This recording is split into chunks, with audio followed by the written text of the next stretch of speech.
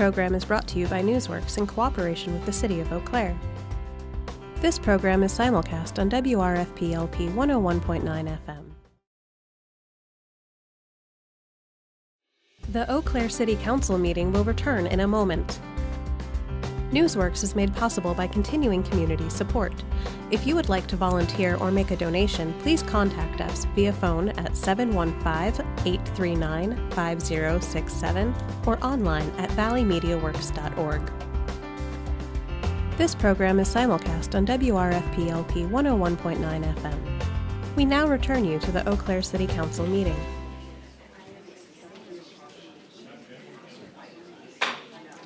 The Eau Claire City Council will come to order. Please stand for the Pledge of Allegiance. Pledge of Allegiance to the flag of the United States of America and to the republic for which it stands, one nation, under God, indivisible, with liberty and justice for all. Madam City Clerk, please call the roll. Councilmember Anderson. Beaton. Here. Benjamin. Here. Berge. Here. Christofferson. Here. Emmanuel. Here. Gragert. Here. Plankhammer. Here. Lohr. Yeah. Well. Here. Worthman. Here. Thank you, and welcome to this Monday, May 28th meeting of the Eau Claire City Council. Welcome all of you joining us here in person and also those following along at home. I hope everyone had a chance to enjoy the Memorial Day weekend and stay dry during the parade. Also hope that you all took some time to remember and honor those that have lost their lives serving our country and how much they're missed and appreciated. So thank you. With that, we'll get started with both our Monday and Tuesday meetings and begin our public hearing and public commentary period, and then immediately following our legislative session. Eau Claire City Council conducts public hearings, listening sessions, and public discussion where residents in our community are invited and encouraged to ask questions and weigh in on important decisions. We also wish to thank Valley Media Works for live streaming tonight's meeting. And then if you wish to watch, you can visit our government channel 994 on Spectrum Cable. Also note that it can be heard on 101.9 FM. You can also find past meetings on YouTube under the Chippewa Valley Media Works channel. If you plan to address this council this evening, I will briefly review the protocol. Once an agenda item is introduced, staff will present an item, and following that presentation, council may have questions to clarify the issue. We then will open up the item for public input. Once the item is open for comment, please come forward one at a time. When you approach, please begin by announcing your name and then giving us your address. And then begin sharing your comments. You will have up to 5 minutes to speak. You will see 3 lights before you on the podium. The green light will start right when you begin speaking. When there's 1 minute left, it'll turn to yellow. And then when you see the flashing red, then it's time to wrap up your comments. I will then politely ask you to bring your statements to a close if you go beyond that. Sometimes council members will ask follow-up questions, so please give us a moment before leaving the podium. If you wish to speak on an item that is not listed on the agenda, you may do so during the public comment period at the end of this meeting. If you haven't done so yet, there is a sign-up sheet on the back table there that you're welcome to sign your name to, and then also put your Eau Claire address on the sign-up sheet. Lastly, if you do not wish to speak at the podium, you can fill out a comment form, which is also on that same table and back. And those are then distributed to council members ahead of our legislative meeting. Well, we'll see how quickly we can get that done because we will be rolling right into that. As always, you can email or call council members outside of this meeting. Our contact information is always available on our website and also on that back table. With that introduction, we'll get on to our first order of business. There is one item scheduled for a public hearing on tonight's agenda. Item number 1 is the Southwest Dog Park and Boat Launch. The public hearing on a resolution approving a site plan in P Public District for the Southwest Dog Park and Boat Launch and other related improvements located at the end of Ferry Street. And I see Mr. Ivory is already up there waiting for us. Welcome. Good afternoon. Yeah, thank you. The City of Eau Claire has been working with CBS Squared Consulting on a site plan for a dog park and boat launch at the south end of Ferry Street east of the city's wastewater treatment plant. The aerial map shows there's actually two parcels involved. This is owned by the city. We'd be looking at the south 2/3 of this parcel, and then this parcel here is owned by DOT. This is the wastewater treatment plant, Highway 94. Ferry Street comes in from the north, located here, and then the parcels are surrounded by the Chippewa River, located in this area here. I'll provide a general overview of the project, and then Jeff Pippinger from our Community Services Department is here to fill in some of the details, and then Phil Johnson from CBS Squared is also here if we have any other questions. This will be the city's fourth boat launch at this particular time. The other ones that we have are up in Riverview Park, Mount Simon, down on Hobbs Landing, and then this would be the location that we're talking about right here. We also have a boat landing over at Half Moon Lake over by Bronze Bay. This would be our third dog park. Our first dog park was over at the Southeast Community Park over by Otter Creek, located here. And then our newest one is Sundet Park that was opened up last fall. And then again, this location would be down at this point right here along the river.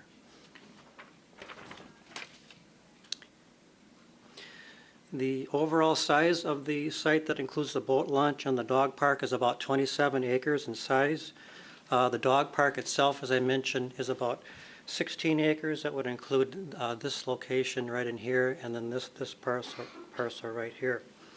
As I noted earlier, the property to the south that would be part of the dog park is owned by the Wisconsin DOT.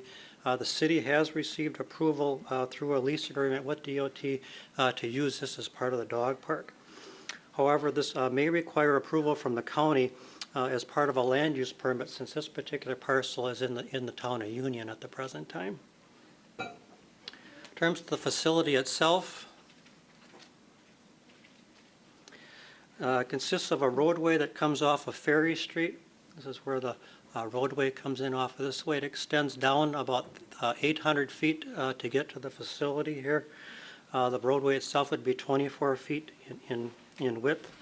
The boat launch is located at the northern portion of the project area, so up in this area right here.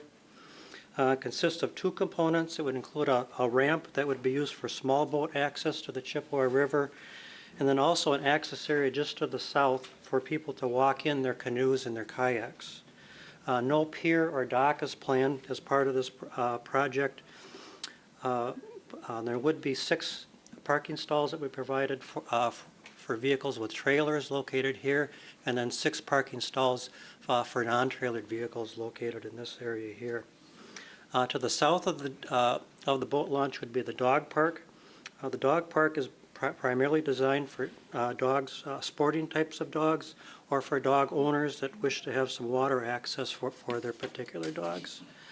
As part of that, there would be a 24-stall parking lot that would be located at this vicinity here. The area would be fenced with a 6-foot chain link fence. The area in yellow shows the fencing that would be provided to keep the dogs within the dog park. It would also include a pay station, a drinking fountain, a dog watering area, a series of mowed pathways that are shown in green here, some picnic tables, and a trash receptacle. In the area between the two, located right in this area here, this would include a portable toilet facility, some bicycle racks, a drinking fountain, and there also would be some security lighting for the parking in the area.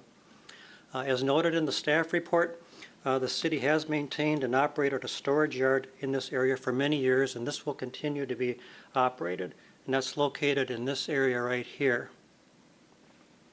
This area will be fenced and bermed to restrict access to the area from the dog park. So again, with this being the storage yard area, the fencing will come along this area here, and then we already have fencing on the west side here. There'll be a gate provided at the north end for vehicles to enter, and there'll be a gate at the south end if there's a need for vehicles to get down into this area right here. This provides just a little bit more detail of the area with the road come in and off of Ferry Street, there's a loop system that comes around and then back out. This would be where the boat launch is located, both the ramp and then the canoeing area here. Parking for the boat launch located here. This would be the parking for the dog park with a sidewalk connection over to the dog unleashing area. And then the dog park would be in this area here with the fencing going in this area here. The fencing would continue over this way here, and this would be the access to the storage yard here for city vehicles with the access point located right here. Toilet facility would be located in this area here along with the bike racks, and as I mentioned before, some lighting would occur in that area too. We would be looking at providing a pedestrian connection from Ferry Street over to the dog park area, but it's not shown on the site plan at this point in time. We're looking at options in terms of how that pathway would be located and what the design of that pathway would be. So that'll be added as we finalize that particular design. The project area is within the floodplain and along the river, so the city has been working with the DNR to obtain the permits for the project. The site plan is consistent with our comprehensive plan and also our 5-year parks and open space plan. The site is designated as a special area within the plan and has been identified for the dog park and the boat launch. The site plan has been reviewed by the Waterways and Parks Commission and the Plan Commission, and they both recommended approval. Staff recommends approval of the site plan with the conditions of providing that pedestrian connection off of Ferry Street that I had mentioned, DNR and Engineering Department approval of the grading and drainage, and then the possibility of having to require or get a permit from the county for that one parcel. With that, I'll turn it over to Jeff, and he can kind of fill in a few other details. Great, thank you, Mr. Ivey.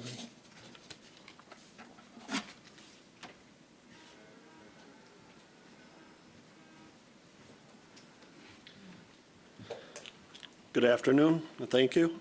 Pat pretty much covered it, but what I would add is that we do plan on doing a few of view sheds of the river to open up some of the areas so we could get some looks at the river from the area. So we'd be looking at some of this area here, looking at opening that up, and perhaps in this area to open it up a little bit just so you can have some view of the river.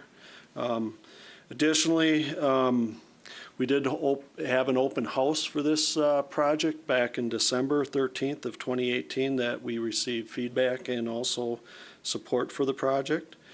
We also applied for grants from the DNR where we received and got notification for $143,000 for the dog park and $79,978 for the boat launch for this project.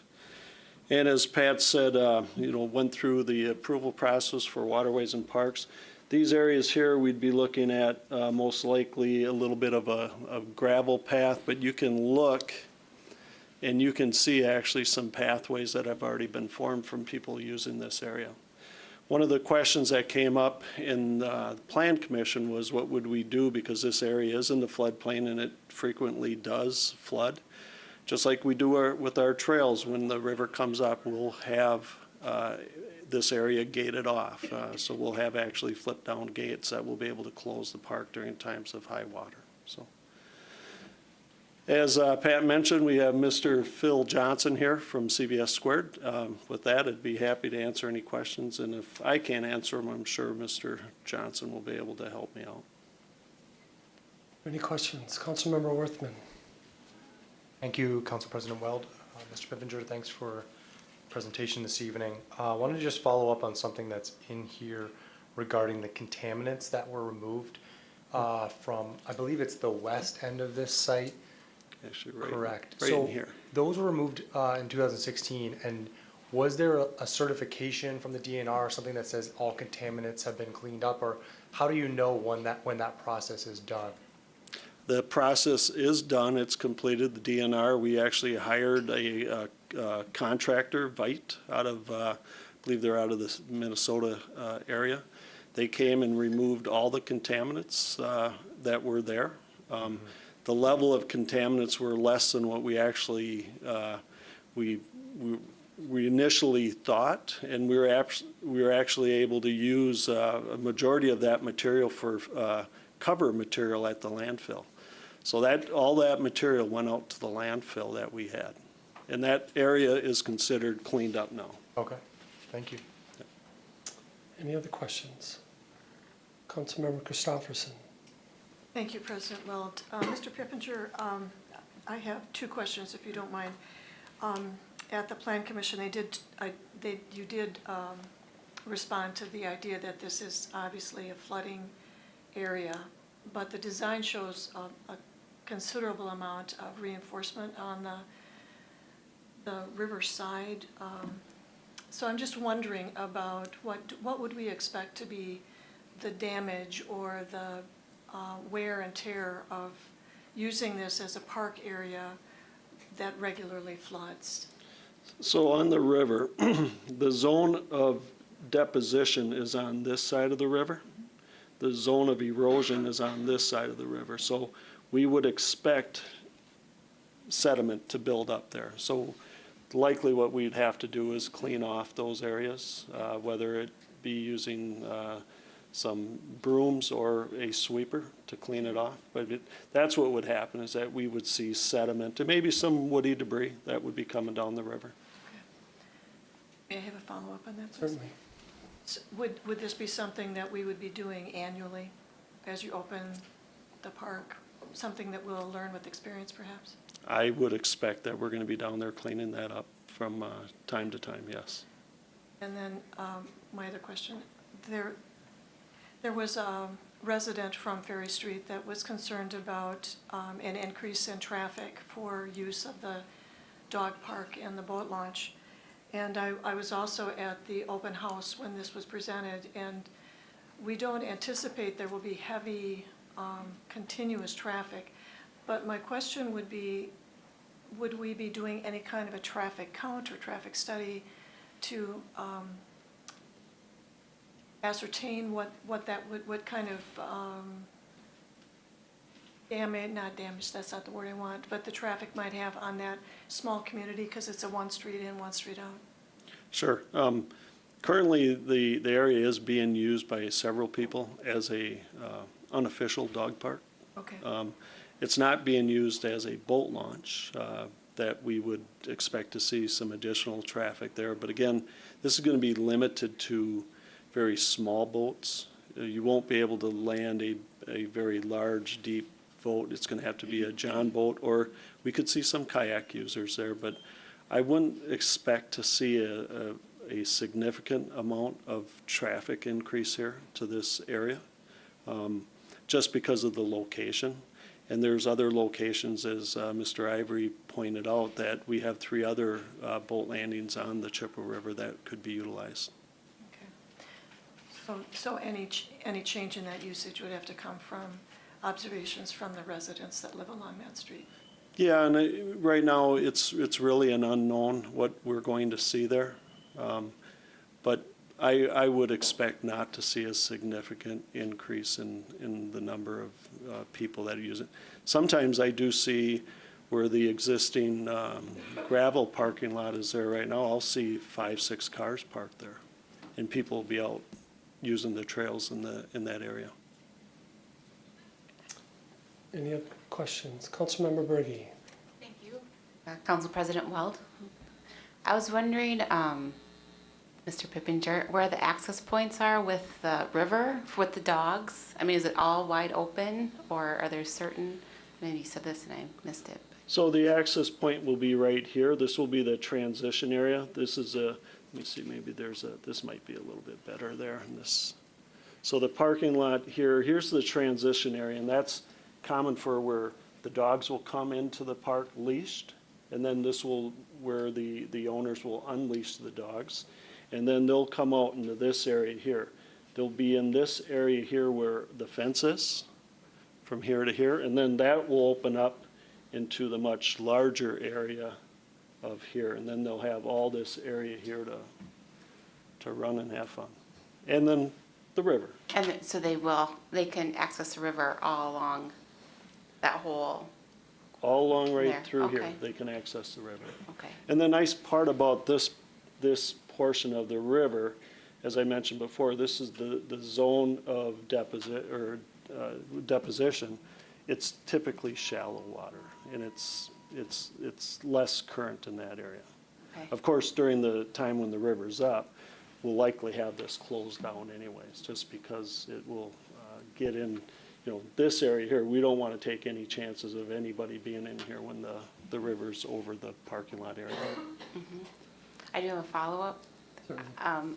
Would there be any concerns with dogs relieving themselves in the river there? Like any sanitary concerns or, I mean, I suppose people aren't gonna be in there with the dog or with, I don't know, Well, I've been a dog owner for many years, and my dog doesn't typically go in the water. I mean, they'll come out of the water, and Okay. then we'll have cleanup bags for Okay, the users to make sure they clean up that part of it. okay, thanks. Any other questions for Mr. Pippinger or Mr. Ivory or Mr. Johnson? Councilmember Gregor. President Weld, thank you, Mr. Pippinger. Can you give us an idea of the timeline ahead of us here and after tonight's vote? If it were to be approved, will construction begin this summer? And then maybe you could give us an idea of when it would be completed and when construction would start? Well, in your CIP packet for 2020, we're asking for some more money because the cost estimate came up a little bit higher than what we had initially estimated, primarily because we're moving a lot of earth here. As far as the topography in that area is quite high, so we have to bring that down a little bit. So within the CIP, I wouldn't expect that we're starting any of the construction until 2020. And again, we have to be careful where the river's at too. I mean, we want to make sure that there's the threat of flooding is very low when we start this project. Okay. Thank you. Any other questions? Seeing none? Thank you. That will close the public hearing on the Southwest Dog Park. Oh, I'm sorry. Yeah. Is there anyone here with the public that wishes to speak to this agenda item? Again, I'll ask if there's anyone here that wishes to speak to this agenda item. Seeing none? We will close the public hearing portion and then see if there's anyone here that wishes to speak in regards to public commentary. And we'll just wait one moment.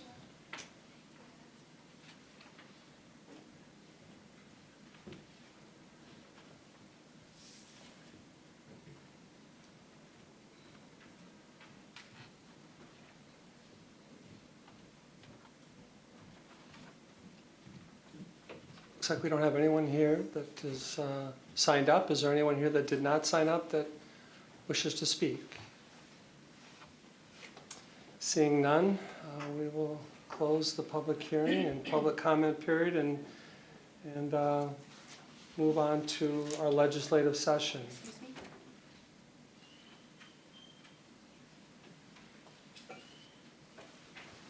I'm sorry, Councilmember Emanuel.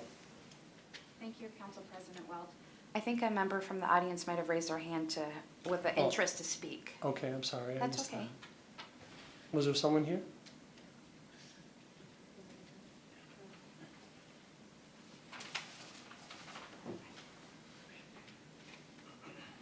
If you could just speak, state your name and your address when you come up. My name is Jacob Haupt. I'm here on behalf of Western Dairyland. My address is 2917 Windsor Drive in Eau Claire. I'm just talking about the proposal to amend the CBDG budget to add some funding to Western Dairyland like we have in the past. So a little bit about our organization. Last year we served 1,400 clients. By serve, they attended a training or came in for one-on-one counseling with a business development specialist.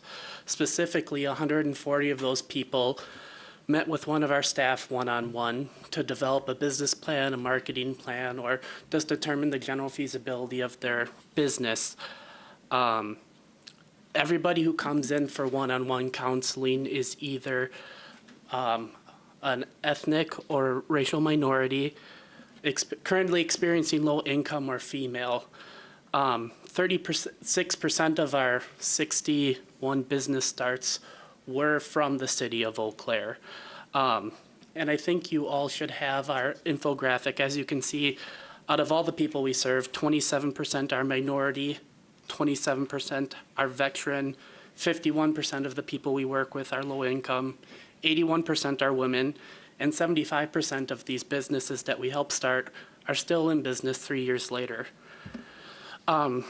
If we did get the funding, we'd continue to provide that one-on-one assistance with residents of the Eau Claire area. They meet with business development specialists. We'd also like to enhance our program. One of the needs we've seen over the past couple years is some financial literacy training. A lot of the entrepreneurs we work with have very little margin for financial error. So we've seen a need to help them create a household budget, maybe work on a credit score issue or something similar. And again, at no cost, because again, most of the folks we work with, or a majority, are experiencing low income. You know, last year I worked with a young woman, recently divorced, a single mother whose only income was currently child support. We worked with her to get a bank loan. She won a local business plan competition and has been successfully running a local yoga studio since. We also would like to point out that the Kauffman Foundation, it's a national nonprofit that creates curriculum and training for organizations like ours, works closely with a lot of SBA-backed programs. They've consistently ranked Wisconsin as one of the worst places to start a business. And this year they actually came out with a new metric separating, does your state's entrepreneurs start businesses out of opportunity or necessity? Wisconsin ranked second in the necessity category, saying that this isn't because there's opportunity. People are starting their own businesses out of necessity. So they're either not seeing the service, they can't find a job, they can't find childcare, things like that. If I could have you just wrap up. Okay. Thank you. And with that, I really thank you for your time and really hope you consider putting that funding in. Yes. Councilmember Beaton, I don't know if we can ask a question. Oh, yeah, sorry. It's all right. That's I'm all finished. All right, Thank great. you. Thank you for coming up. Yep.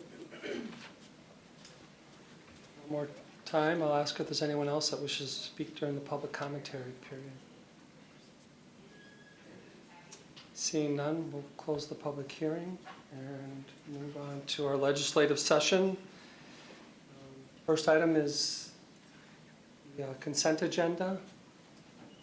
Are there any items that Councilmember Berge? Thank you, Council President Weld. I would like to pull number 5 out, please, from the consent agenda. The resolution authorizing the Oxbow Hotel in the Lakely. Okay. Are there any other items that council wishes to remove from the consent agenda? Seeing none, then we will have a motion by Councilmember Emmanuel and seconded by Councilmember Berge. City Clerk, please call the roll. Councilmember Anderson. Beaton. Benjamin. Berge. Aye. Christopherson. Aye. Emmanuel. Gregert. Klinkhammer. Lohr. Weld. Aye. Worthman. All right, so the consent agenda passes minus the 5th resolution. Councilmember Berge, did you want to? I just had a question about it, if I Okay. could. I can ask it now? Go ahead. Okay. I reached out to our city attorney, Nick, today about, because I remember passing this last year with the exception to our city ordinance with open container, and he was very helpful, your office. Thank you, city attorney Nick. Refreshing my memory what we passed last year, because I think it was about a big deal, but it was something different that we did by allowing open containers at this event, something we hadn't done before as a city. And I guess my question was how it went. Cause I saw in the resolution we passed last year that there was supposed to be a follow-up meeting to talk about how it went. I was wondering if there's any challenges or problems with the open container. So that's my question. I don't know who can answer that, but. City Attorney Nick? I'll take an initial, at least general swipe at it. I wasn't part of that meeting, but I asked our Assistant City Attorney, Janessa Stromberger, who was part of it, about that. She isn't able to be here today, but my understanding is it went very well. That issues were limited, and again, as part of the agreement that we entered into last year with the event organizers, we were able, to reach a kind of compromise position that's unique to this location, where you have a licensed premise adjoining and a special event going on in the street, and all the alcohol sales remained on premise, but the open containers within a completely enclosed special event were allowed. And to the best of my knowledge, we didn't have any citations or major events. And, I guess as soon as I say that, I always take a look at, see if the chief is going to correct me, but he's given me the I'm okay sign. So my understanding is that it went very well. And again, I know it was a good opportunity to work through an event like this, a unique type of an event that creates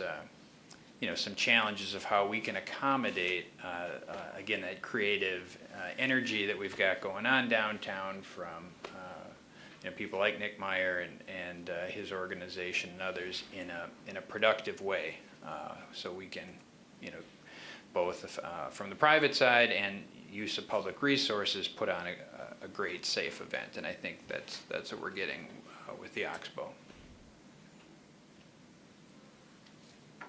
Motion? No? Okay. So then we will need, I moved that too soon, so we will need to move a motion by Councilmember Lahr and seconded by Councilmember Christopherson. We will call the roll on that item number 5 of the consent agenda. City Clerk, please call the roll. Councilmember Beaton. Aye. Benjamin. Aye. Berge. Aye. Christopherson. Aye. Emmanuel. Aye. Greigert. Aye. Klinkhammer. Aye. Lohr. Aye. Weld. Aye. Worthman. Aye. Anderson. Aye. All right, consent agenda is passed. We have a couple of proclamations to present this evening or this afternoon. If I could get Ms. Ann Francis to come up.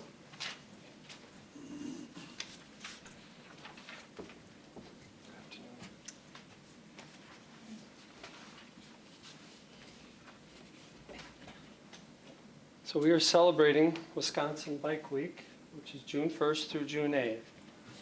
Whereas the City of Eau Claire Bicycle and Pedestrian Advisory Committee is promoting greater public awareness of the benefits of bicycling to encourage more people to use their bicycles and leave their vehicles at home.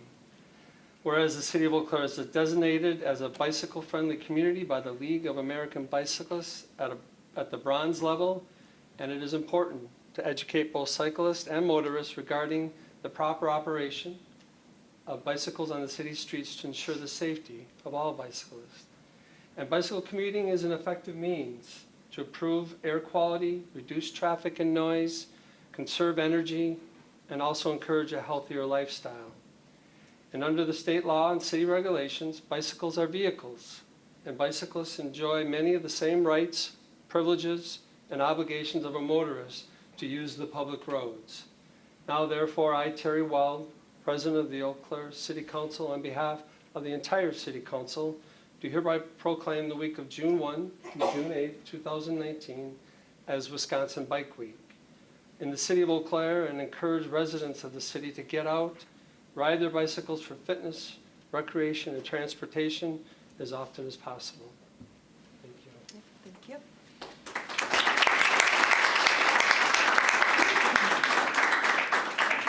Thank you.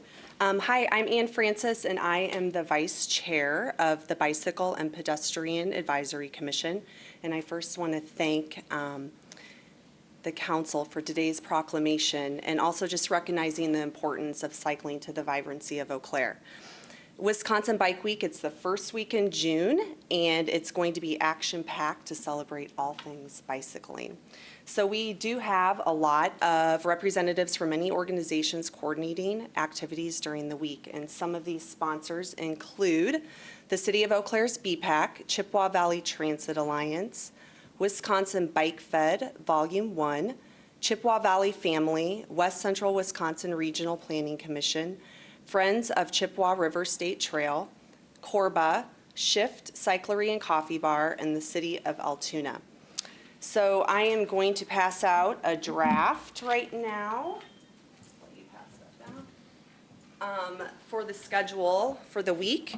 And just some of the things on that are group mountain bike rides, social rides, a hands-on bike maintenance class, a community ride to the Eau Claire Express baseball game, Bikes, Bridges, and Brews, and that's going to start at the food truck Friday event and end at the new Brewing Project's patio, so hopefully the weather cooperates. And we're also going to be talking about a new bike registration program with the Eau Claire Police Department, and that's through their website. And the other thing is to bring awareness to the new Walk Your Wheels program signage. So, so there's no wheels allowed on Barstow or Water Street.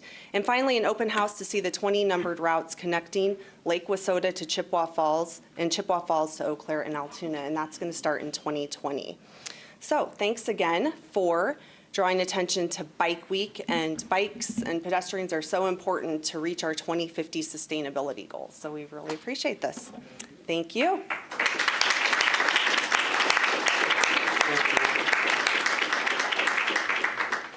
Also this evening, we wish to recognize the 100th anniversary of Wisconsin's ratification of the 19th Amendment.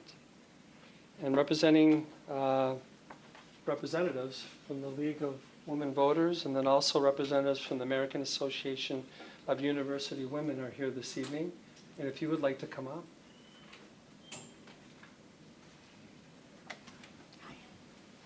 Thank you.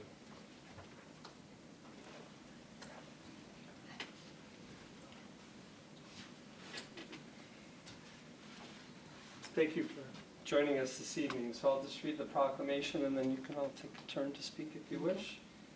Whereas at the founding of the United States of America, only land-owning white males over the age of 21 were eligible to vote. And on June 10th, 1919, the state of Wisconsin became the first state to ratify the 19th Amendment to the Constitution, granting women the right to vote. And Wisconsin women fought for the right to vote for more than a century before it was granted, and persevered in the face of resistance. The National Women's Suffrage Movement formally lasted from 1848 until 1920, during which time Wisconsin women garnered national attention for their suffrage efforts through active forms of protest and attending and supporting efforts around the country. And whereas the passage of the 19th Amendment was brought about by a singular individual, was not brought about by a singular individual, event, or group, rather it was women and their allies working together who fought and won the right to vote. And as we pause to celebrate and reflect on the nearly 100-year history of women's suffrage, we will recognize that the struggle for equal rights is ongoing, and that challenges to achieving complete equity and inclusion continue to persist. Now, therefore, I, Terry Wild, President of the Eau Claire City Council, and on behalf of the entire City Council, do hereby proclaim June 10th, 2019 as a day honoring the 100th anniversary of Wisconsin's ratification of the 19th Amendment, and reaffirm our commitment to equity and to creating a city where all people can thrive. Congratulations.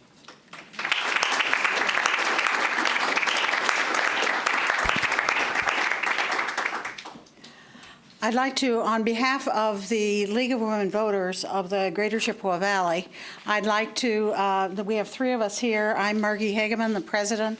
We have the incoming president, Anne Marie McClellan, and Chris McClellan, who is a member, lives here in Eau Claire. And I'd like to thank you for inviting us to be part of this. I want to look at, from a historical point of view, that our country has not reached equity yet. We're still working on it in all kinds of areas. But with the right to vote, it was 72 years, way too long, a multi-generational effort to get women the right to vote. And the statement is, the right of citizens of the United States to vote shall not be denied or abridged by the United States or any state on account of sex. And that was added to the Constitution with the 19th Amendment. And there are two reasons that it's particularly important for Wisconsin. The first reason is that Senator David James, father of suffragist Ada James, rushed to Madison, from Madison to Washington, D.C., to be the first to turn in the state's ratification, and that was done on June 10th, 100 years ago. The second reason that we need to be honoring Wisconsin is that Carrie Chapman Catt, who was born in Ripon, Wisconsin, served as the first president of the National American Women's Suffrage Association and was handpicked by Susan B. Anthony.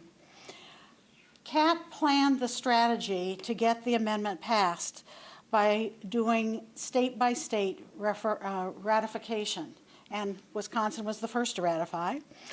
Even before the amendment was passed, Carrie founded the League of Women Voters, and it was there to educate new voters, and that work continues today, 100 years later. League continues, and was then and continues now, to be nonpartisan, supporting issues and positions, but not supporting candidates or parties. In the 1970s and 80s, there was a League of Women Voters here in Eau Claire and one in Menominee. And some of us are from Menominee. The League waned. I mean, the interest in it waned and eventually dissolved. But in about 2 years ago, some of us got together in Menominee and said we want to form something that is a nonpartisan organization to deal with issues. And at that time, we wanted it to be more regional because there wasn't anything here in Eau Claire anymore. So we formed the Greater Wisconsin, the Greater Chippewa Valley chapter of the League of Women Voters. And it includes people from Chippewa Falls, from Eau Claire, from Hudson, from Bloomer, from Mondovi. We have people and everyone in between. And we want to have more of a presence in the area by helping people with the issue of voting and understanding why their vote is so important. I'm going to turn it over to Anne Marie. I'm Anne Marie McClellan, the incoming co-president for the chapter. And just to bring you up to date on what we're doing right now, currently our league focuses mainly on encouraging voting, and that includes registering voters and ensuring fair election processes. Nationally, the league is concerned about gerrymandering, whether it's by Democrats or Republicans. And the Wisconsin League was part of the lawsuit regarding gerrymandering that's gone before the Supreme Court, and it continues to be a big issue for the national or for the state league. Locally, the league has been having candidate forums both in Bloomer and Menominee. Our voter service teams has registered many voters at high schools, colleges, concerts, farmers markets, and many other venues.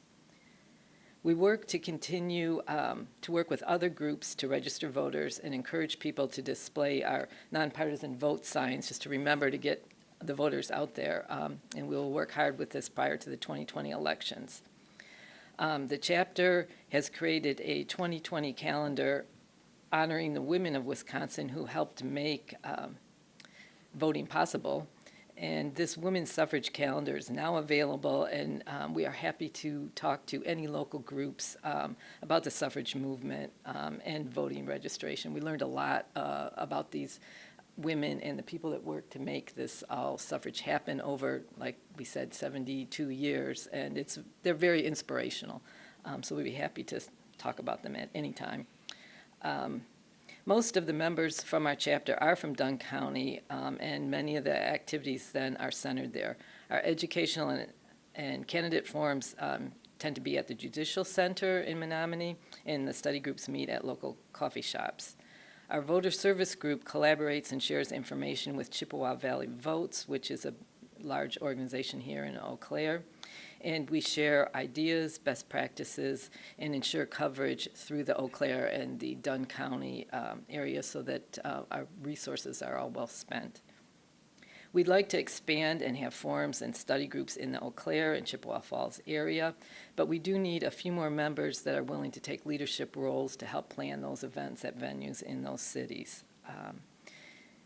In order to achieve our goal of nonpartisan education on political issues and candidates, we're open to any collaborations with any groups that share this goal. So we'd just like to thank you on behalf of the League of Women Voters for recognizing this important 100th anniversary.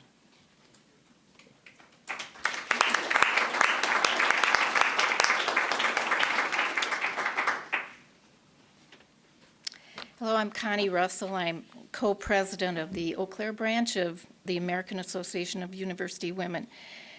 And on behalf of our Eau Claire branch, I commend the Eau Claire City Council's action today to recognize Wisconsin's role in the passage of the 19th Amendment and to this city's commitment to equity. When the Association of Collegiate Alumna, or ACA as AUW was called then, it was founded in 1881, an organization that worked to promote women's opportunities to attend college and use their education. This group of brave, trailblazing, educated women, however, didn't jump eagerly on the suffrage bandwagon, fearing that involvement in the suffrage fight would dilute their focus on its core mission of promoting women's access to higher education. At that time, their first project was to combat the myth that higher education had negative effects on women's health and caused infertility. Despite these fears, ACA members were also acutely aware of their responsibilities as college-educated women to create a better society. In 1914, Mary Woolley, who was president of Mount Holyoke College and an ACA member, wrote, "It is impossible to consider the question of civic responsibility without reference to the question of women's suffrage." So in 1915, the members voted to fully support suffrage, not only as a right, but as a duty. Today, AEW has a nationwide network of 170,000 members and supporters, 1,000 local branches, including 28 in Wisconsin, and 800 college and university partners, including UW-Eau Claire. The Eau Claire branch was founded in 1959, so we just celebrated our 60th anniversary. And like other branches in Wisconsin, we've worked to educate our members and the public about the importance of informed voting. It's My Vote is a national AEW effort to help branches organize nonpartisan voter registration campaigns and candidate forums. AEW's Action Fund publishes a congressional voting record to provide information about how our elected officials, legislators, have voted on issues, especially those related to women's rights. Exercising the right to vote is now an integral part of AEW's advocacy mission. Again, thank you to our City Council for highlighting this important milestone in our state's history and for the opportunity to remind us all that voting is not only a right, but a civic duty. Thank you.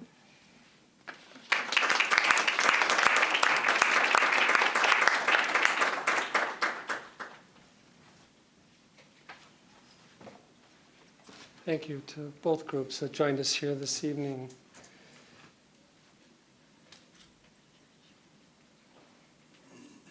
We will move on to our business agenda, starting with item number 14 on your agenda. First off, the resolution approving the 2019 Community Development Block Grant and Home Grant Funding Appropriations. Because this item amends the budget, a 2/3 vote of the elected members or 8 affirmative votes is required for adoption. Mr. Jonathan. Thank you, Council President Weld. Council members, good afternoon. The Housing Division began our annual plan process at the end of January with the publication of our ad in the newspaper soliciting applications for projects to be funded by the block grant and home programs. The applications were due back at the beginning of March. We offered technical assistance meetings to assist with the preparation of those applications. We started preparing our plan with the publishing of our 30-day notice in the Leader Telegram on April 21st, 2019. Our first public hearing was with City Council at the April 22nd meeting. We held several public hearings during that period to solicit comments from the public. We are bringing the budget back to Council today for final approval. Our plan will be finalized and sent to HUD by the June 15th deadline. Our final 2019 allocations are as follows. Eau Claire will be receiving $520,660 in CDBG funds. This is a decrease of $31,773 or 5.7% from last year's amount. Eau Claire will receive $329,068 in home funding. This is a decrease of $81,958 or 19.94% from last year. Of course, with the decrease in these two grants,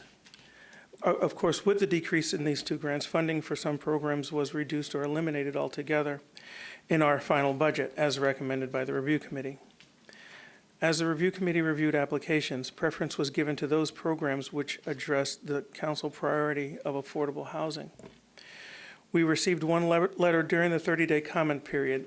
That was from the Hmong Mutual Assistance Association. They requested that full funding be restored for the community liaison position. The letter is included in your briefing packet. So before you are the final grant allocations recommended by the Review Committee, which we present for your approval unless Council wishes to make any changes. Are there any questions for Mr. Jonathan? Councilmember Beaton. Thank you. In the packet, we have a few, can I ask a question about an amendment while Mr. Jonathan is here? Is that okay? I don't know if it's been moved yet, or do we have to? All right. Councilmember Nick, or City Attorney Nick. Yeah, questions are typical and are appropriate. Once all the questions are done and staff steps back, then I'd suggest a motion second and any amendments. Question is in regards to an amendment, though. Yeah, but okay. Yeah, question's All fine. right. Thank you. There's an amendment in our packet that would decrease like our administrative budget by $800. And under the staff analysis, it had said that their funding for 2019 was already reduced by $1,000. And so I'm wondering if you can speak to the impact of an additional $800 on your budget. This is in reference to the amendment For to accommodate for neighborhood neighborhood associations. Yep. Okay. This year in particular, we are looking at preparing a new 5-year consolidated plan. We've got our bids back today, and those bids came back ranging anywhere from $30,000 to $67,000. Nothing has been awarded. So any amount of money that our administrative and our planning and management is reduced could be a potential hardship to us, depending on which proposals we accept as far as the consultant that will help us prepare that 5-year plan. I have a follow-up. Certainly. Can you be a little bit more specific exactly like the scale of that hardship, what that might look like for you, in your department? The administrative money is used, and just a little background. Administrative money is used for any planning and management, as well as administrative expenses that the Housing Division has. So while budgets were prepared, we do anticipate having enough money to cover our administrative expenses. But when it comes time to do those plans, or do that plan, we just have to be very careful and make sure that we have enough to cover that requirement. Because that's something that we do every 5 years, and with the annual plan being prepared every year.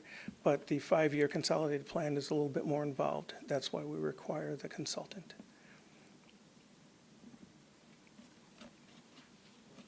Any question, Councilmember Worthman?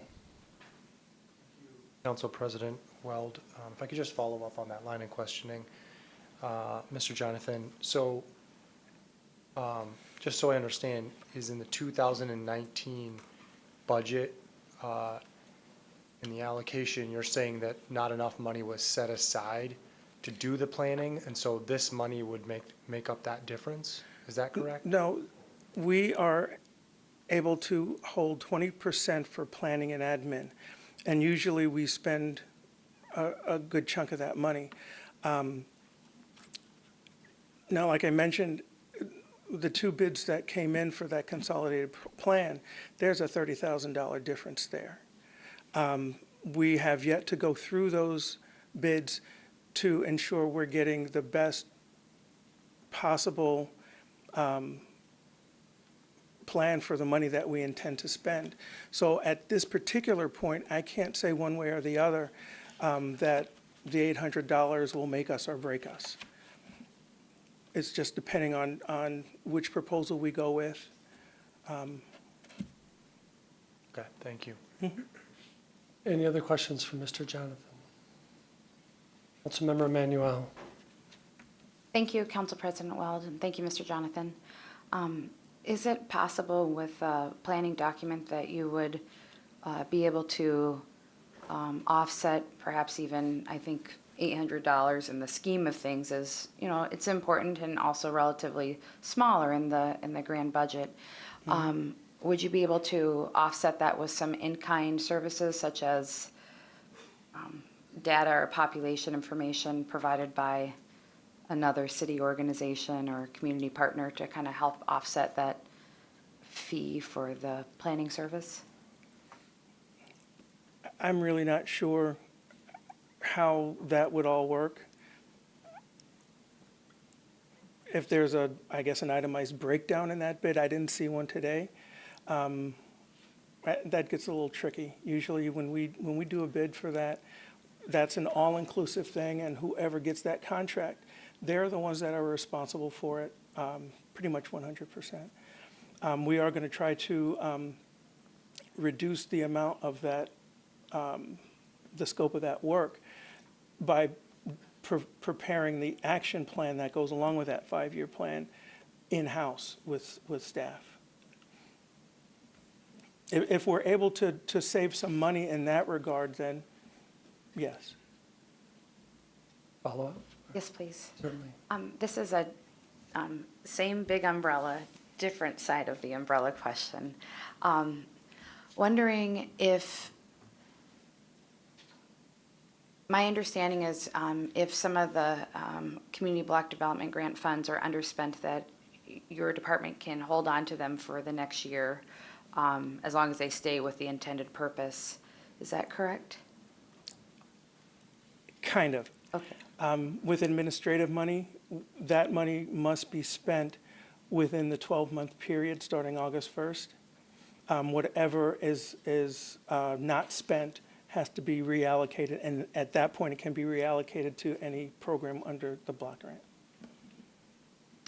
May I have a follow-up Sure. on that? Thank you. So can you talk to us a little bit about what that looks like for council, you know, if there were that we have many agencies that didn't receive, if I look at some of the individual programs, the city had to make a very difficult recommendation of what level to fund at. When would council be aware of the underspent funds and the possibility to then reallocate those to perhaps community organizations that had requested a fuller amount of funding? If you're talking about public services falls under the same category as administrative funds. We've got to spend the 15% cap for public services also within that 12-month period. So when time comes to reallocate any administrative funds that may have not been spent, we cannot go back and then fund the public services because that period is over. Their next funding starts with the beginning of the next period. Public services, while HUD funds them, they don't allow for anything in excess of 15% of the grant for that year. And most of that money needs to be spent before the end of that 12-month period. We can extend out a month if somebody has not gotten in their final expenses, but we try to get everybody to provide their final expenses before the end of that year. Thank you. Sure. Any other questions for Mr. Jonathan? That's it. Thank you. Thank you. So on a motion by Councilmember Klinkhammer and seconded by Councilmember Worthman, we will move this item. Is there any discussion? Councilmember Worthman. Council President Weld, would like to make a motion to amend the CDBG budget. There's actually two amendments, but we'll start with the first one, and that is regarding the Western Wisconsin Women's Business Center. If folks had a chance to see that amendment language, let me just pull that up. But essentially, within the category, myself and Councilmember Graggart are moving to amend $3,600 to that. I'll wait for my second. Is there a second? Councilmember Gregor, just seconded. Councilmember Worthman. Thank you, Council President Weld. I want to draw attention to this amendment. Really, just to start off by saying that I think we all recognize that there is a great need in our community for all of these programs. I don't think any one of us would argue that there is a need, and that because of cuts in funding, we're having trouble meeting that full need. And we saw that letter today as well from the Hmong Mutual Assistance regarding their translation services. And so I think that's the first thing, just to say that this is a difficult process, and it's difficult to find out how we can do all of the things we want to do. I want to draw attention to this motion to amend. Councilmember Graggart and I essentially looked at how do we kind of equally decrease a little bit of funding from these other organizations to put it toward this program, which, as we heard earlier, really helps folks, especially women in our community, as they're looking to take the next step, whether that's becoming a business owner, whether that's becoming a leader in our community, and being an entrepreneur.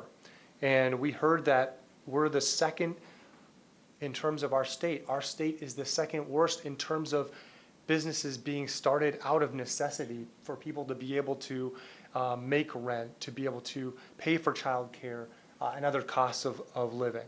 And I highlight that because even through our entire discussion around the issues of poverty, inequality in our community, issues around the inaffordability of housing, we've also talked about how important it is that we give people the training they need, the resources they need to take the steps to better themselves and to be, greater leaders in their community. We've talked about that, alongside this overall issue of affordability of housing in our community. And so I really see this amendment today from myself and Councilmember Gregor as saying, how do we make sure that whether it's women of color, women who are in poverty or experiencing low income, how do we make sure that they're given those tools to succeed? And that's really what this amendment is about today. Councilmember Gregor, did you wish to speak? Thank you, President Weld. I feel that, just kind of adding on to those points from Councilmember Worthman, one of the additional compelling aspects of continuing to fund this program through this method on behalf of the city is that the Small Business Administration also matches the dollars, so it can stretch our dollar a little further. I know we're not proposing to fund it as much as it was funded last year, but I think it helps recognize it as a very valuable program that it has been for many years. And really that broader financial literacy side of it we heard about earlier, where this is a critical need, I think, for people to be able to start their own businesses, but also be able to help employ other people in our community. So just some additional thoughts on it. Thank you. Is there any other discussion regarding the amendment? Councilmember Christopherson. President Weld, I would simply like to support my colleagues in this amendment. In my previous work history, I know that people who experience low income really have a number of barriers that require support in order to increase their income. The statistics that this particular program has in working with everyone that they serve has low income, plus they have the experience of being barriered populations or underserved populations. But their success rate is, I think, outstanding, serves a need. As we've begun to look at the reasons why Eau Claire has so much difficulty in affording our housing, it's not just the cost of the housing, but it's also the discrepancy in our income level in Eau Claire. So I think that this is a good reason for us to take a piece of this money and put it towards raising the family income of people who really do require it to afford their households. Thank you, Councilmember Christopherson. Any other discussion? Councilmember Beaton. Thank you. I will also be supporting this amendment and agree with everything that's been said, and just want to add that the job growth that this program would add to our community is more than just job growth. It's local job growth, and those local jobs really invest in our local economy, unlike others. And so I think this is a real bang for our buck. So thank you for the movers for bringing this forward. Thank you, Councilmember Beaton. Any other discussion?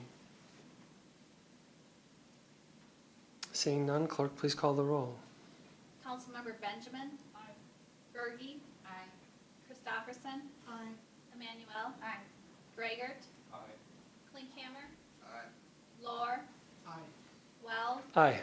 Worthman. Aye. Anderson. Aye. Beaton. Aye. And that amendment passes. Any other discussion or any other amendments? Councilmember Worthman. Thank you, Council President Weld. Just want to bring another motion forward. This is regarding amendment to our CDBG proposal for funding roughly exactly $200 for each neighborhood association that applied for money in this CDBG budget. I'll speak to it if I get a second. Certainly. Is there a second? Second. Councilmember Gregor. Thank you, Councilmember Gregor. And, I think, looking at this amendment, I think, again, that the need is there. And we heard from Mr. Jonathan that the ability to do planning, is part of the issue that we're facing. To me, I really put a high value in the role that our neighborhood associations do play and can play in the future in terms of helping us improve the quality of life in those neighborhoods, both from a affordability standpoint, but also from an equity standpoint. In fact, if you look at the neighborhood associations that are a part of this request, I'll draw one to mind, the Sundet Neighborhood Association, that requested a much bigger amount in the CDBG funds, but specifically because this is a neighborhood that does not have the resources to even fully function without some dollars. And so they've talked about how do we make sure we're getting out the word to the broader neighborhood to create that involvement. To me, I think that especially given the level of leadership in each of these neighborhoods, these are people that come together through their volunteer time to help bring people together, to help build community and all that serves. And I think that's, to me, this is a small amount of money, but it signals to them that we are willing to invest in our neighborhoods and help them as they do their important work of bettering their neighborhoods. So that's really the impetus behind this amendment, and I would appreciate your support. Thank you, Councilmember Worthman. Councilmember Gregor, did you wish to speak? Thank you, President Weld. Yeah, I certainly feel, as someone who, I guess over 10 years ago served on my neighborhood association steering committee in the 3rd Ward, just the fact that it is a volunteer effort, just a small amount of resources goes a long way, and to really kind of build for the long term for neighborhood associations. And really a lot of what I've found to be a function of neighborhood associations is the communication piece and how an organization can reach out to the neighborhood and make sure that more voices are heard and that problems are being addressed. That's often what this type of funding goes toward. It goes toward pretty basic printing costs of newsletters, things like that. So I think it's reasonable for us to find a way to continue that support of neighborhoods that choose to apply. So thank you. Thank you, Councilmember Gregor. Any other discussion? Councilmember Christopherson. Thank you, President Weld. District 4 has one small neighborhood association, and I'm working pretty hard to make sure that that's a contagious factor in District 4. But knowing how important they are, how they affect the vitality of our community, I would not support this particular amendment because I don't see that it's sustainable over the long period. And I would much prefer seeing ways in which the city council or a more person-to-person support for neighborhood associations, building support from the business community within the neighborhoods, or teaching them the skills that give them that kind of sustainability with a neighborhood association. So although this seems like a very small amount, and it certainly is important for neighborhood associations, particularly Sundet that's brand new, I would still prefer to see something come forward that's more sustainable. Thank you. Thank you, Councilmember Christopherson. Councilmember Beaton? I have a question. I'm not sure which staff this would be directed to, but I'm wondering about the applications for this funding from the neighborhood associations, if it was specific to what kind of projects they were working on, and if it's different than the like neighborhood granting program that we have. Mr. Jonathan?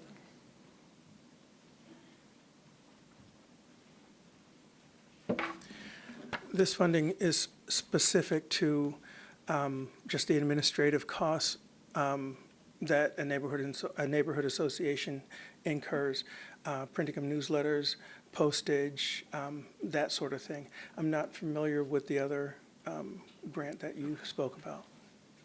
Okay. I think that that's probably a different thing. Yeah, okay. Thank you. Any other comments? Councilmember Beaton. I'm also feeling torn on this amendment. I think that our neighborhood associations do a lot of really good and important work. And I think that work is not exclusive to affordable housing and poverty and the specific focus that our CBD funding is taking this year, at least. And, you know, I think that money is tight, and if we could if we had all the money that we needed and wanted, then this would be something that I'd be much more inclined to support. But I think that, you know, with such an acute housing crisis that we have in our city, we do need to be laser focused. And I think that, you know, I would like to see the city find this funding in a different part of our budget that's not already being, you know, that's not already crucial to addressing our housing issues in Eau Claire. So, but I'm still on the edge. Those are the concerns I have, though. Councilmember Berge. Thank you, Council President Weld. So I'm supportive of this amendment. I have worked hard over the last year to increase and help neighborhood associations on the north side. And also, so not every neighborhood, it is my understanding that not every neighborhood association can apply for these funds.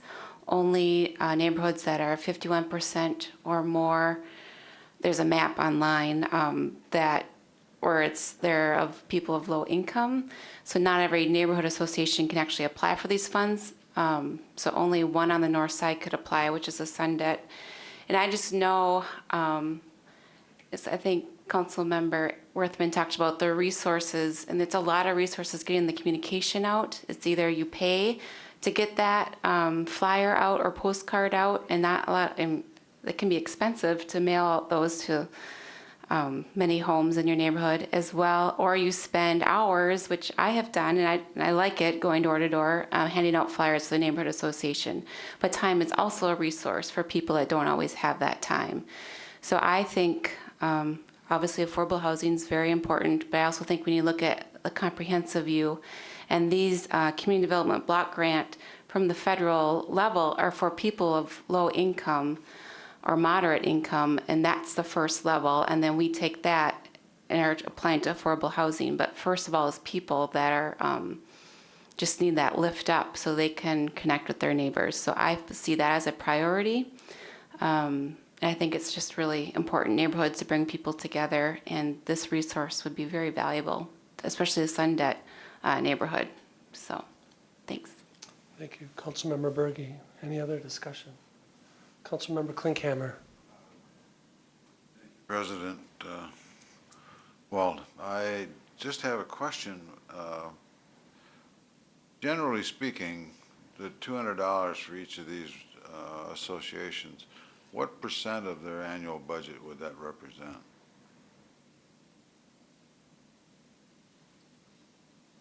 Mr. Jonathan, do you have any data on that? Or?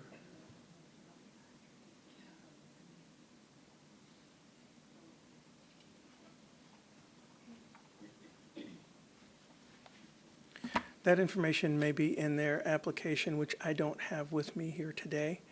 But a lot of times neighborhood associations, this $200 is all they get, unless they get donations from somebody, or, you know, I don't know if they have a dues structure or not. But usually this is about it. Thank you. Councilmember Berge. I know, like what Mr. Jonathan said, a lot of that's it for the $200. The neighborhood associations I've worked with on the north side, they might, when they have their potluck, they might put out a can for donations for people to throw a couple dollars in. Yeah, businesses to donate, but a lot of them, though, are just getting started as well, and so they're still working on creating those relationships with businesses. So it's I don't even know if any of them are even $200 on the north side, so. Councilmember Gregor. Thank you, President Weld. Yeah, I guess just in my experience over the years, it's more difficult to raise funding for administrative costs than it is to fund a specific project like a community garden, for example. So sometimes when a neighborhood association is raising funds, it's for something very specific, and maybe there's the matching grant program that through the city that helps bring those projects to the finish line as well. But I do know that in some cases a neighborhood association will also reduce costs through an in-kind contribution from a printing company as well. So there's ways that I think the $200 that are proposed to also, leverage additional support. So. Thank you, Councilmember Gregor. Any other discussion? Seeing none, in regards to the Second Amendment, City Clerk, please call the roll. Councilmember Berge. Aye. Christopherson. No. Emmanuel. Aye. Gregor. Aye. Klinkhammer. Aye. Lohr. Aye. Weld. Aye. Worthman. Aye. Anderson. Aye. Beaton. Aye. Benjamin. Aye. And that amendment passes. We have two amendments that have been added to the motion. Is there any other discussion or any other amendments? Councilmember Emmanuel. Thank you, Council President Weld. I do have a question in regards to a letter that the council received on Thursday afternoon with the packet from the Hmong Mutual Assistance Association. And I'm wondering, I can certainly start with Mr. Jonathan, although it might be better suited for the police chief. And I've given him a heads up that I would be asking him a question. Okay. So is it Mr. okay? Jonathan? Okay.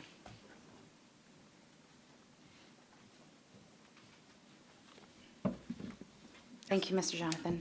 My question is in regards to the letter and the services that the HMAA has indicated that they could potentially be losing with this decrease of funding. They requested around $11,000, and the recommended allocation will be a little over $4,000. It would have been a little higher, but now with these budget amendments that came through, that funding amount will be a little bit lower. I'm wondering if you've had a conversation with HMAA on what will they do with the lack of resources for language services when it comes to accessing city resources such as police department. I have had no discussions with the Hmong Association. If it's okay with the council president, may I ask the police chief? Sure. Okay, thank you. Chief.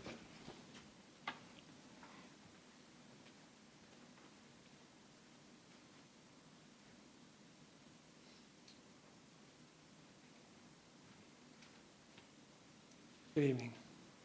Good evening. Thank you so much. So a little bit of the narrative from the HMAA application talks about having existing office hours at the police department every week with a variety of law enforcement interactions, not necessarily all with the City of Eau Claire Police Department, sometimes the district attorney office. I'm wondering, let me say, I'll keep it to my question and not my comments. Can you help, if this funding gap goes through, can you help me understand what happens if somebody comes in and needs language assistance? What resources does the police department currently have, and are they culturally relevant? So wondering, how do you handle that? Sure, and just to confirm, the executive director did not reach out to me either, so I don't know the exact impacts of the budget reduction. I can tell you that likely there would be less office time on a weekly basis throughout the year. And that happens from time to time when they're just not available or not accessible at the time when we have the need. And so We have several Hmong officers that we rely on throughout the shifts to help with if it's interpretive services. But there's a lot of occasions where there may be an active case that's ongoing, so that coordination with the district attorney's office and victim witness is needed.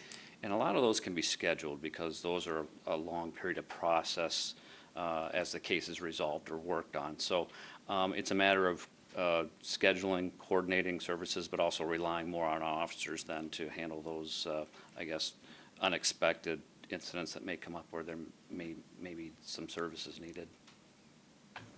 May I ask a Certainly. follow-up? Thank you.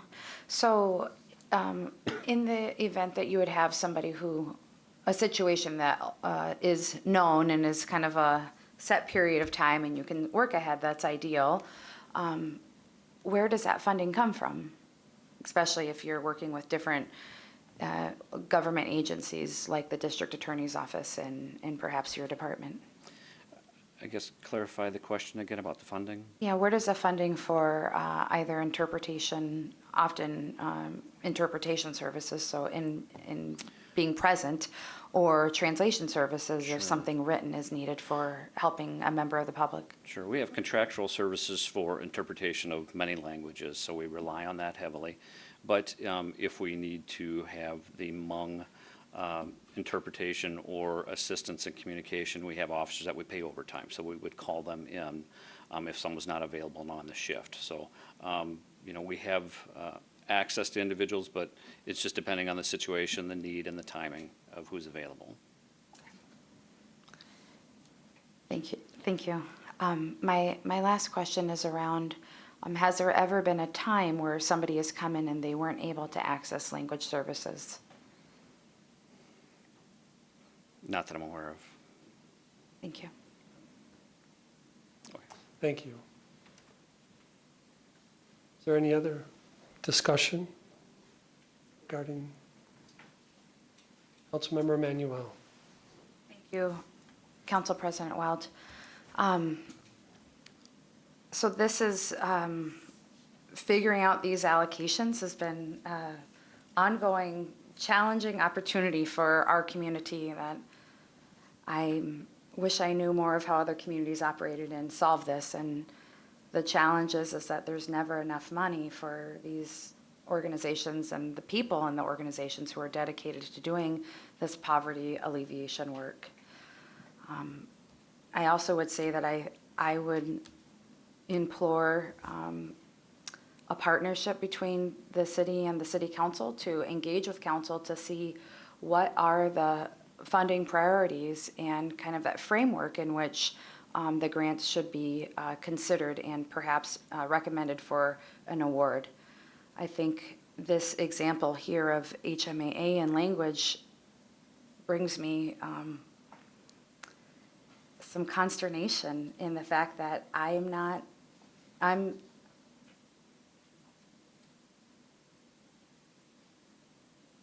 it's an ethical dilemma of which is more important. Someone who is hungry or someone who doesn't have a strong access of language here and a new land.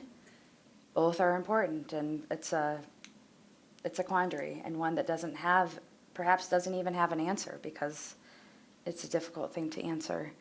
And yet we have small funding possibilities like $200 for a neighborhood that makes a big difference that may not go to poverty alleviation. However, certainly will help to build that social capital and that connectedness, which is what helps people feel connected and welcomed and engaged. And when you're experiencing poverty, being rejected is the last thing you need.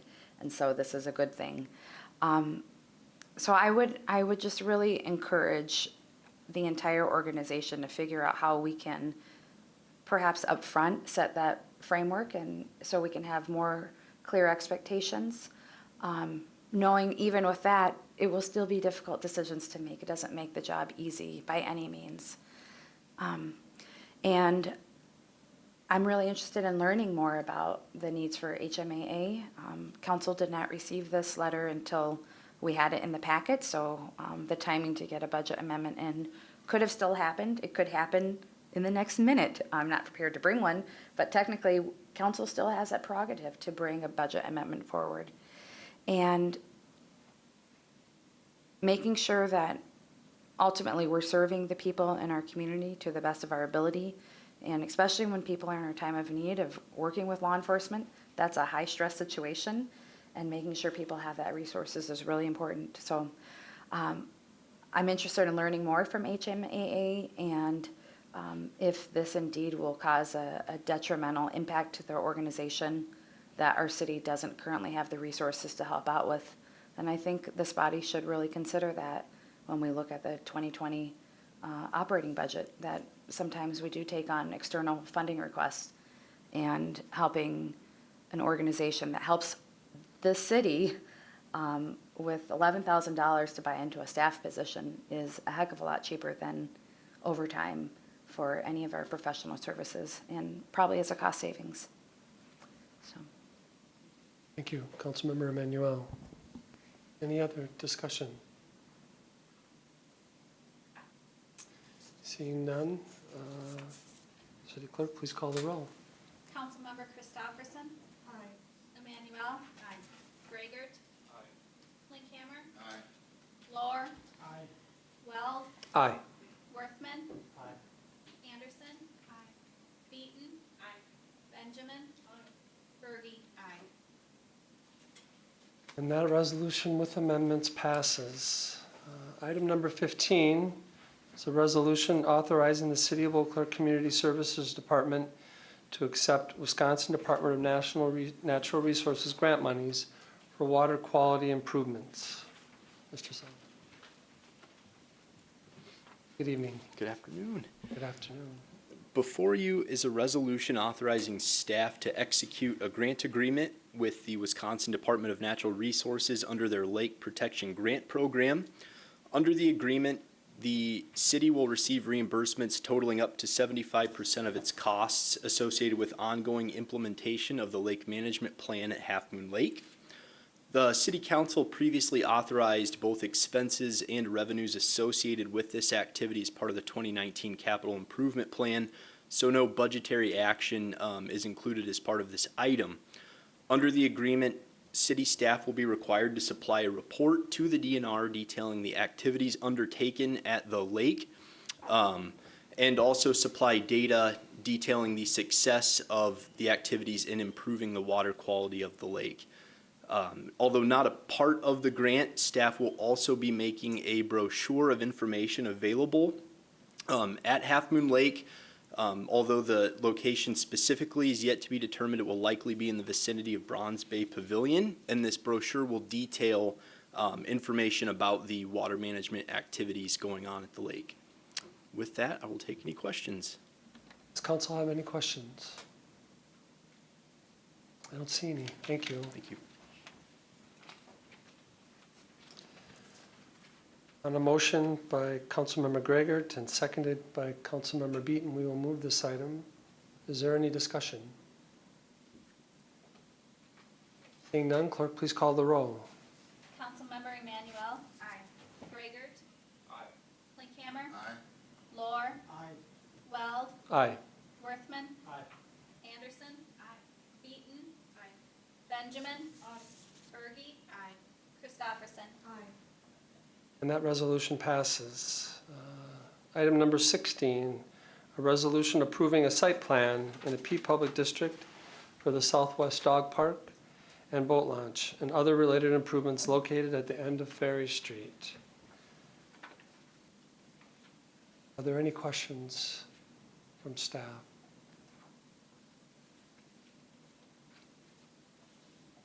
Seeing none, on a motion by Councilmember Benjamin and seconded by Councilmember Anderson, this item is moved. Is there any discussion? Seeing none, clerk, please call the roll. Councilmember Gragert. Aye. Linkhammer. Aye. Lohr. Aye. Weld. Aye. Worthman. Aye. Anderson. Aye. Beaton.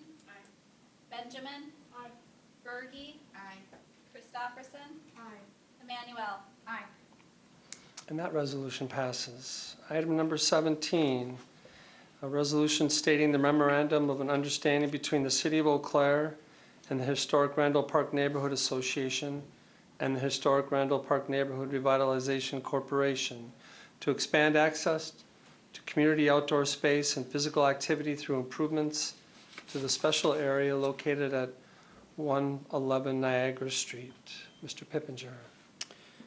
Thank you, Council President Well.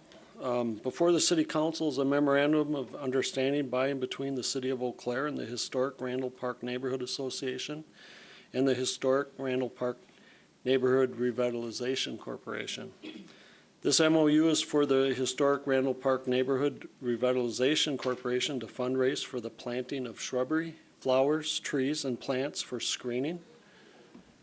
If you recall, earlier this year, we brought to the City Council for changing the zoning of this parcel that was purchased with FEMA funds back in the mid-1990s. This was, at that time, was zoned as a residential, and we had that changed to P public. Additionally, we had it classified because it was not part of our park master plan or parks open space plan. We had this classified to a special area. And again, the location we're looking at here is this is Niagara Street to the north. To the south, we have Chippewa Street, and to the east, First Avenue. And this area here is Owen Park. Additionally, play games such as Cube is planned for this green space. The Historic Randall Park Neighborhood Revitalization Corporation will be required to fundraise the entire cost of the project before the city will allow commencement of the project. Additionally, the other requirement that we had in order to do any of these improvements is that we had to have FEMA approval for that. The group has worked with, and this is very difficult to see, and there is this is in your packet of materials. It might be easier to read there, but they have a plan on the types of trees, shrubs, perennials, grasses, and bulbs that they plan on putting into the area for screening of the parcel. And again, the area that they're looking at screening is this area here. And the hope for what they would like to see is that this area would screen the residential area behind it. And then also make this a more inviting area for the neighborhood and the university students to use. The memorandum of understanding includes the responsibilities of the city, the Historic Randall Park Neighborhood Association, and the Revitalization Corporation, the terms of the agreement. The Department of Community Service finds that this partnership will be beneficial to the parties as a whole by creating a new amenity within this special area. Ms. Helene Smear and Lauren Learman are unable to attend tonight, but they did include a letter in your packet that gives their support to this agreement. And with that, I'd be happy to answer any questions that you'd have. Does council have any questions for Mr. Pippinger? Councilmember Berge. Thanks, Council President. I was wondering, there seems to be discrepancy between what says parking on there and in our packet, but then on the other map, there is no parking. I remember maybe last time when we approved it, you talked about the parking. This area here, you can vaguely see it because it's shaded, but this is the area that they have labeled as parking. You can see a few cars in here.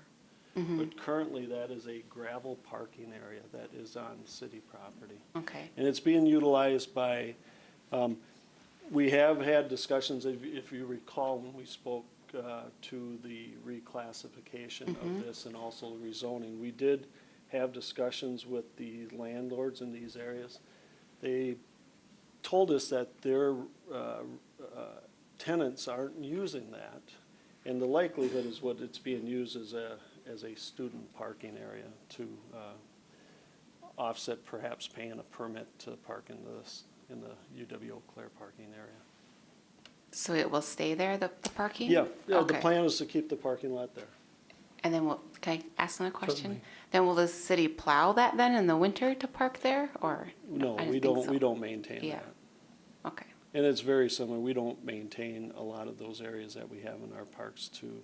When it snows, we try to turn them into some cross-country trails and other trails for amenities for our winter enthusiasts. Mm-hmm.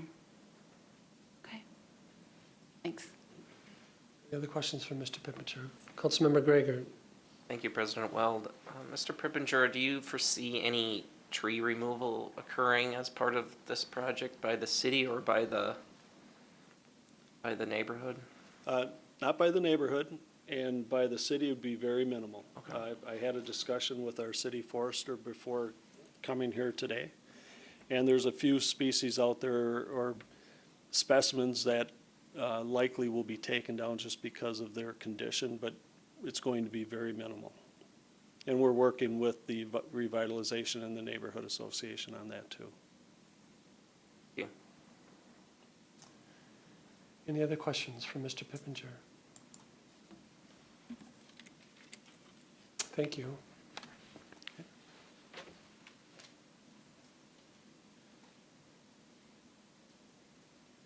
So on a motion by Councilmember Manuel and seconded by Councilmember Berge, this item is moved. Is there any discussion? Seeing none, clerk, please call the roll. Councilmember Klinkhammer. Aye. Lohr. Aye. Weld. Aye. Worthman. Aye. Anderson. Aye. Beaton. Aye. Benjamin. Aye. Berge. Aye. Christopherson. Aye. Emmanuel. Aye. Gregert. And that item passes. Agenda item number 18, resolution authorizing a regional hazardous materials response system services contract with the state of Wisconsin. Chief Bell. Good evening. Good evening. We do have a PowerPoint? No? Nope, that's fine. So I think this is my first time up in front of this council as a body, so welcome. With that, we wanted to take the time to talk about the hazardous materials team, just quickly as to what it does. So what you have in front of you is a 2-year contract. It's a renewal. And this is why she told me to bring backup, just in case. So with that, this is an outlay of what this team provides. We belong to a state network, so instead of the state having its own employees, they contract with the fire departments throughout the state to provide hazmat response. We are a Type 1 team, which you'll see here. We are combined with Chippewa Falls. The other Type 1 team is Milwaukee. That just means we're trained to a much higher level than some of the Type 2 and Type 3 teams. We respond to mostly, we go anywhere in the state we're requested, but predominantly we're the western and northwestern response teams. So again, we were first contracted in 1996 along with Chippewa Falls. We're a joint team. Both the fire chief there and myself are the co-directors of the team. We were designated as a Type 1 back in 2013. Previously, we were called a Level A team. So you may hear that language or see it about. The current contract expires here June 30th, and we're looking to renew it for another 2 years. Approximately just under $116,000 per year is what we receive from the state. Mostly spent on payment for the team members, along with training, medicals, and other incidentals, equipment maintenance. Team is comprised of 42 members between both Chippewa Falls and Eau Claire. We're trained to the hazardous materials technician level and specialist. Not all of the team members are specialists. About a third of the team is. Reasons for response. Hopefully it's in there. Basically unknown chemicals, technical assistance, accidents, all those things that occur on the interstate, on railway. Mitigate risk to the environment, weapons of mass destruction. Though we hope highly unlikely, we are trained just in case.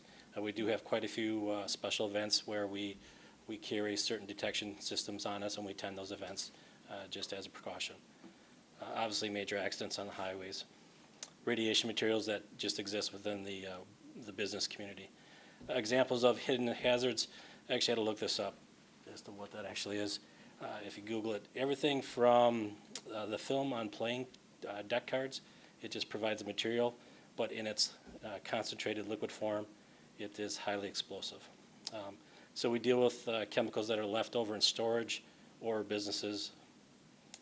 A couple of the, down here, this note, the old safe protection system, we actually just came across this a month ago here in the city on a property that was acquired by us, the city. And so between our hazmat team and a specialist, we mitigated that risk.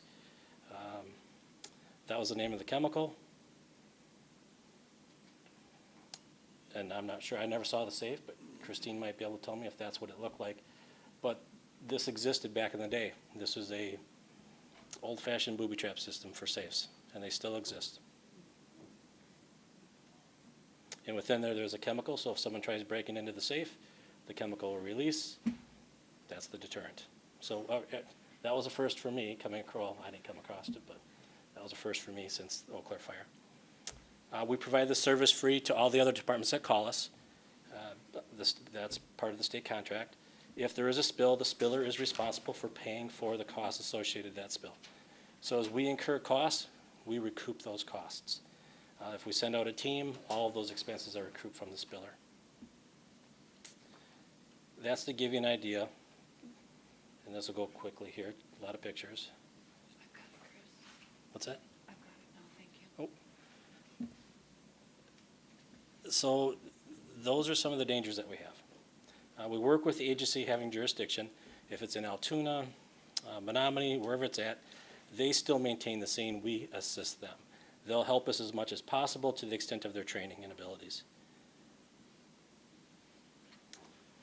We have additional help setting up decon lines, water supply. So it's not like where Eau Claire Fire shows up and they just walk away and say, all right, it's yours now. We work together to make sure, not only with the fire departments, police agencies, DNR, and on major incidents when they get large and complex, a lot of resources are required. Everything from the FBI to the 54th Civil Support Team, law enforcement, Coast Guard. We run all the way up to Lake Superior, so we'll interact with the Coast Guard as necessary. Postal Service is another, any of the postal trucks that carry materials, that gets a bit tricky when it deals with postal carrier trucks that have accidents. And our goal, protect life, protect property and the environment, minimize loss to the spiller, keep our costs down. We do not respond to make money. So we do this team, it's not a money-making venture, but our goal is not to lose money either. And return the systems back to normal as soon as possible. And so with that, again, pictures just describing some of the various things that we respond to. So when you see that on a highway, that's us in the blue suits. Whether it's a school lab science class, university, or the railroad, we are trained to deal with all of those situations.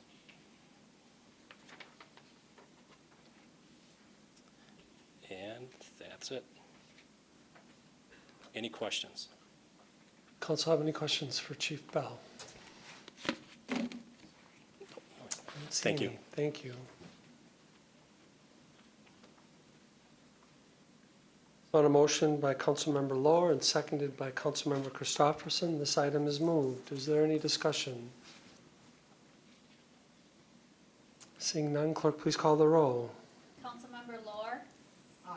I'm sorry, Councilmember Gray? Oh, no, okay. Weld. Aye. Worthman. Aye. Anderson. Aye. Beaton. Aye. Benjamin. Aye. Berge. Aye. Christopherson. Aye. Emmanuel. Aye. Gragert. Aye. Klinkhammer. Aye. And that item passes. Agenda item number 19, a resolution approving amendments to the Chippewa Valley Innovation Center loan agreement. Mr. White.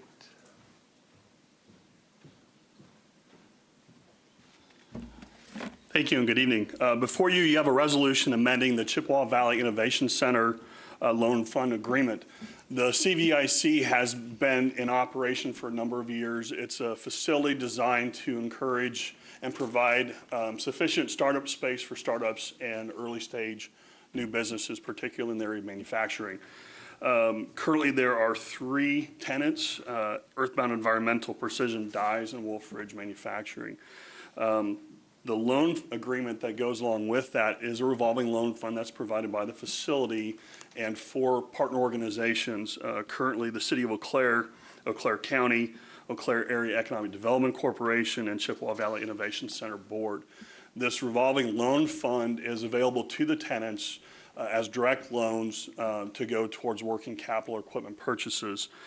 These are short-term loans of 2 to 7 years with interest ranging from 2 to 4% with a cap of $50,000 on the loan. The amendment will add 2 organizations to this loan fund agreement. That would be Chippewa County and the Chippewa County Economic Development Corporation.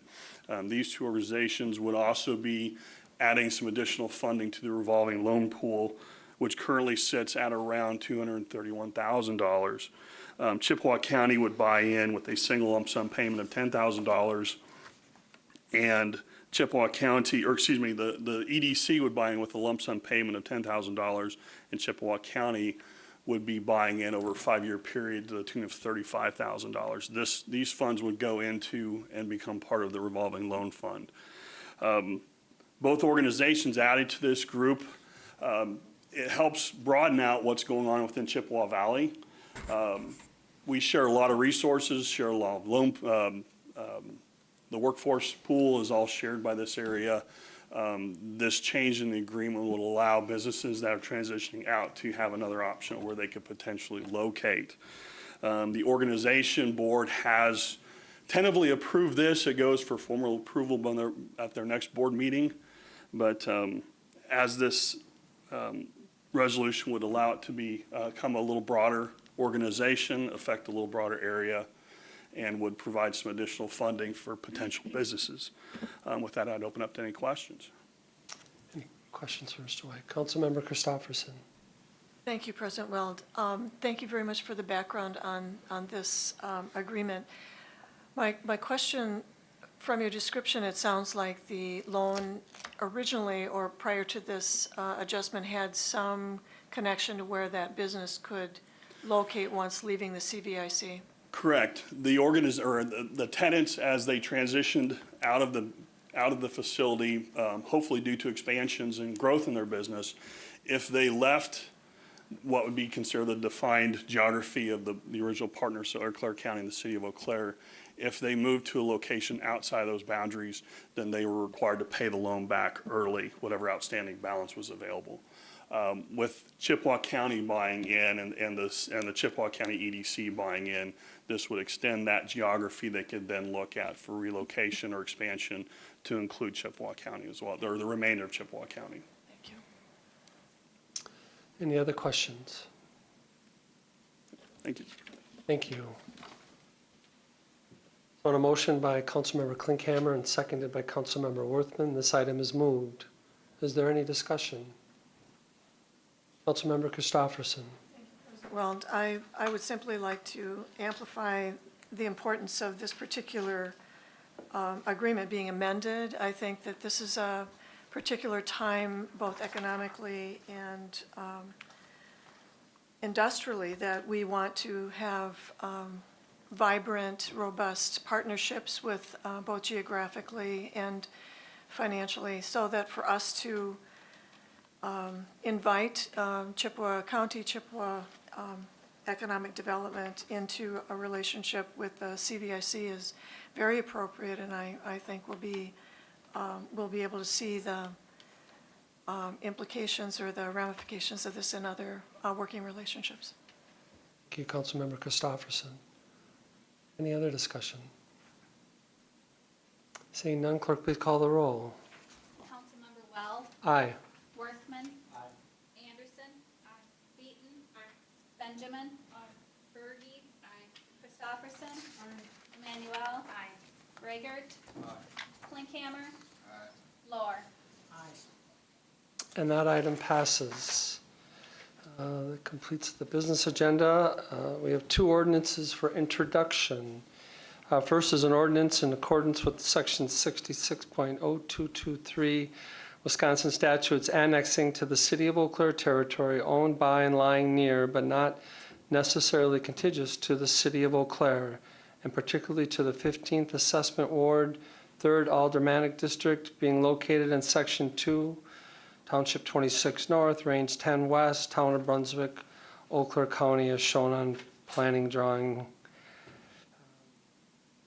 I also have a second ordinance for introduction, the charter ordinance relating to the City Council and the reappointment of the aldermanic districts of the City of Eau Claire, and the adoption of a charter ordinance requires 2/3 vote of the elected members of the governing body. Therefore, 8 affirmative votes are required. Does council wish to suspend the rules and take up either of these items this evening? Seeing none, we will move on to announcements. Mr. City Manager Peters.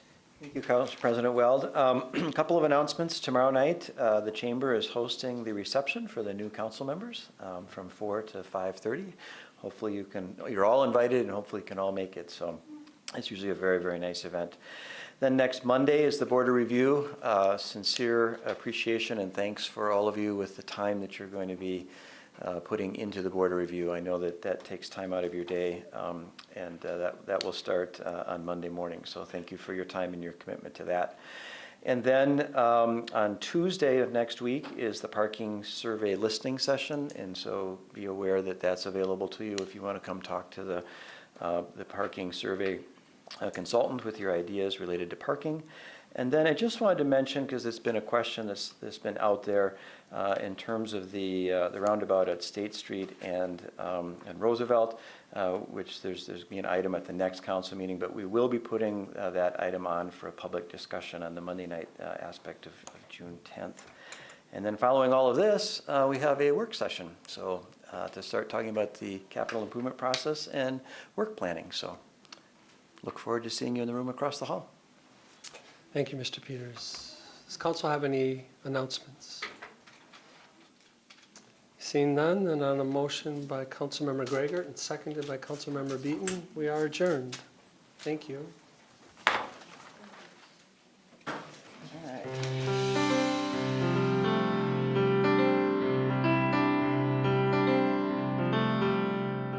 This program was brought to you by a cooperation between Newsworks and the City of Eau Claire. A transcript of this meeting is available for the hearing impaired. It will be available within 7 days of this telecast. Call 715-839-4912 or TDD 715-839-1689. Or write Eau Claire City Clerk, P.O. Box 5148, Eau Claire, Wisconsin 54702-5148. Newsworks is made possible by continuing community support. If you would like to volunteer or make a donation, please contact us via phone at 715-839-5067 or online at valleymediaworks.org.